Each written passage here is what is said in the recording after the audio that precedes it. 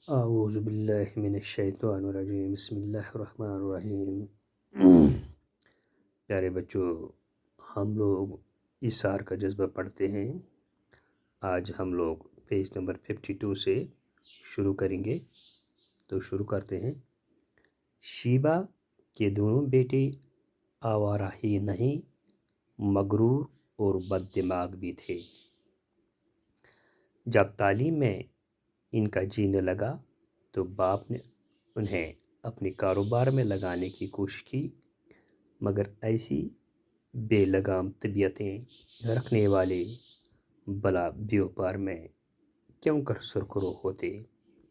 وہاں تو پتہ مارے بغیر کچھ حاصل نہیں ہوتا، اور یہ وہ کام تھا جو ان کی بس سے باہر تھا۔ عدنان میں اب اتنی ہمت نہ تھی کہ تنہا سارا کام چلا لیتا۔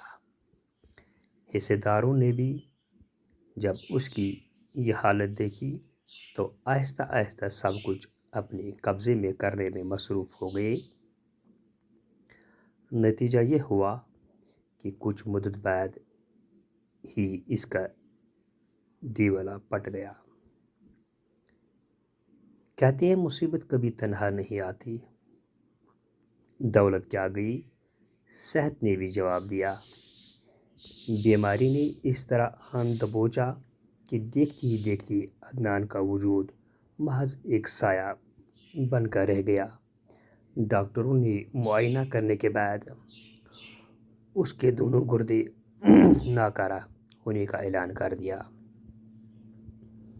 اب اس کے زندہ ہونے کی واحد امید یہ تھی کہ اس کا کم سے کم ایک گردہ تبدیل کر دیا جائے۔ یہ واقعہ 5-10 برس پہلے پیش آیا ہوتا تو کسی بھی قیمت پر گردہ حاصل کیا جا سکتا تھا۔ اب تو 2 وقت کی روٹی بھی میسر نہ تھی۔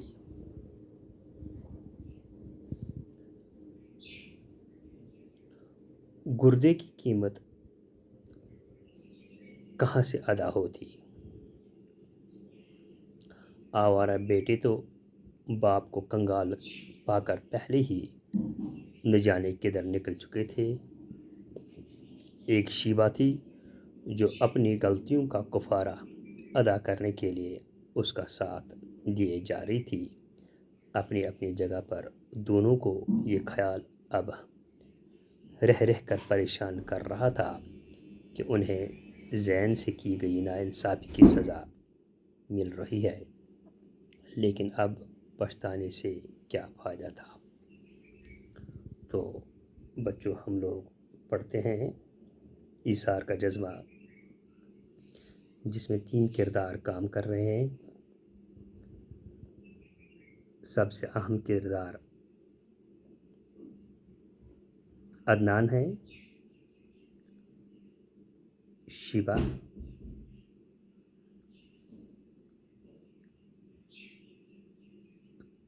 تو یہ تینوں جو اس میں کام کرتے ہیں، کہتے ہیں شیبہ کے دونوں بیٹے جو اسے پیدا ہوئے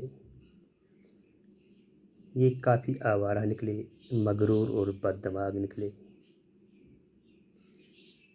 کہتے ہیں جب تعلیم میں ان کا جی نہیں لگا، دل نہیں لگا، تو انہیں باپ نے اپنے کاروبار میں لگایا۔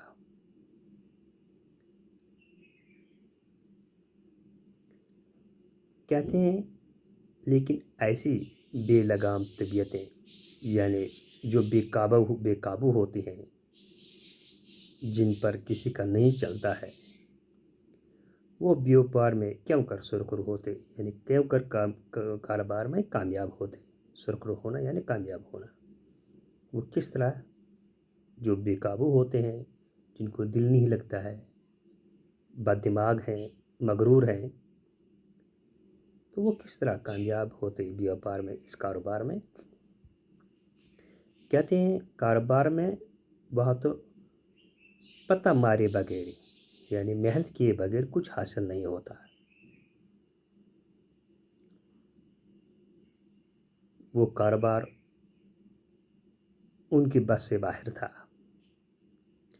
کہتے عدنان میں ابھی اتنی ہمت نہیں تھی، عدنان میں اب اتنی ہمت نہیں تھی کہ وہ اکیلا تنہا یعنی اکیلا سارا کام چلا لیتا۔